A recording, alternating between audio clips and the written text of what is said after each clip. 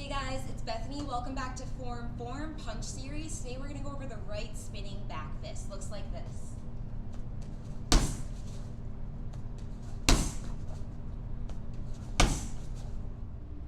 So let's talk about the form on the right spinning back fist. The first thing is that we start with our hands up.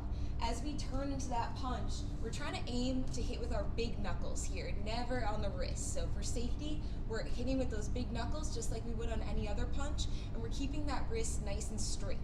Lastly, we want to make sure that as we're punching, we're keeping our eyes on that target.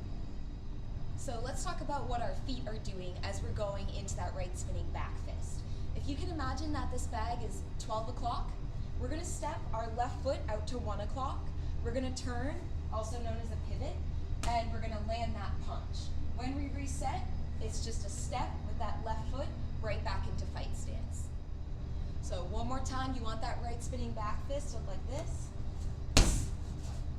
And you want to make sure that as you go into that punch, you just stay relaxed. You're not trying to hit that bag as hard as you can. You're just trying to make sure you're landing right on the big knuckles. Thanks for watching Form. We'll see you in class.